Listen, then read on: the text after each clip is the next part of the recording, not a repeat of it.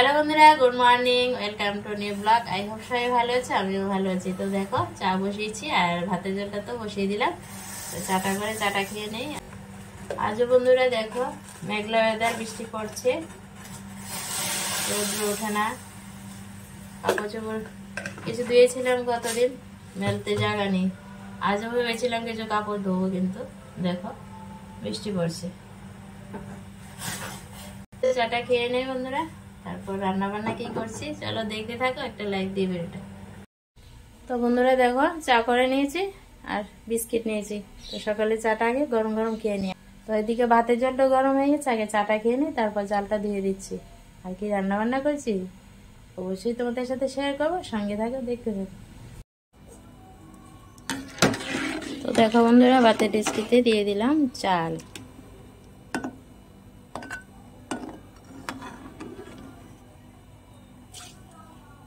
ভাতটা হতে থাক।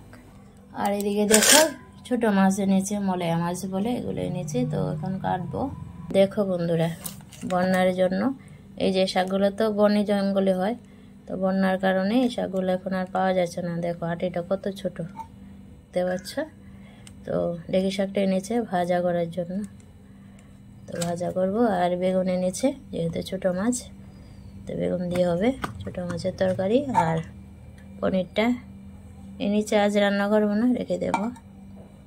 তো এখন সবজিগুলো কাটবো, মাছ কাটবো, চলো দেখতে থাকো। তো এত ছোট আটি আর কোনো দিন দেখিনি। দেখো একটা আটি এনেছে ভাজার জন্য, কি আর করা। দেখো সবজির অভাব, এখন সবজি কম পাওয়া যায়, আবার দামও বাজারে।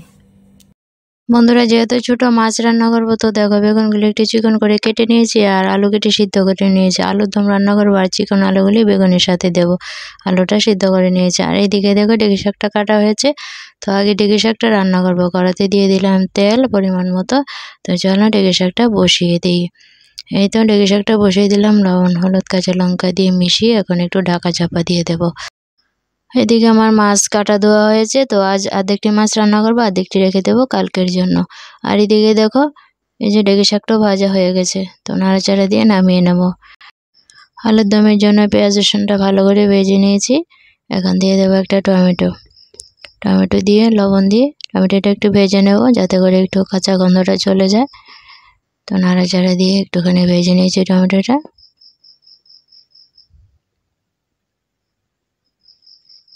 এখন দিয়ে দেবো মশলা, জিরে গুঁড়ো, হলদি গুঁড়ো, লঙ্কা গুঁড়ো, ধনে গুঁড়ো দিয়েছি গুলে, একটু নাড়াচাড়া দিয়ে নিই।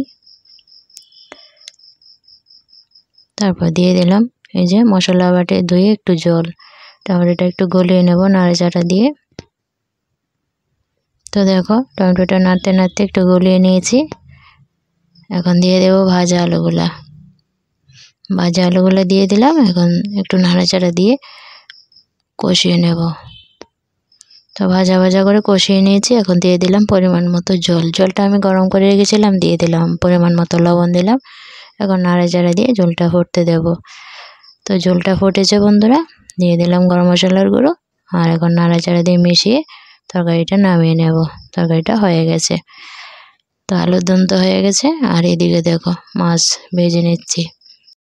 মাছগুলি ভেজে তারপর তরকারিটা বসিয়ে দেবো। আর এদিকে দেখো আলুর দমটা হয়ে গেছে, নামিয়ে নিলাম। আলুর দমটা দেখতে কেমন হয়েছে বন্ধুরা অবশ্যই কমেন্টে জানিও, জাস্ট ইয়াম্মি হয়েছে। আর এদিকে দেখো মাছের তরকারিটা বসিয়ে দিয়েছি, আলু বেগুন মাছ ভেজে। তো মাছের তরকারিটা হয়ে গেলে আমার রান্নাবান্না কমপ্লিট। এই তো মাছের তরকারিটা হয়ে গেছে। তো আজ রান্না করলাম আলু বেগুন দিয়ে ছোট মাছের তরকারি আর ডেকে শাক ভাজি আর আলুর দম।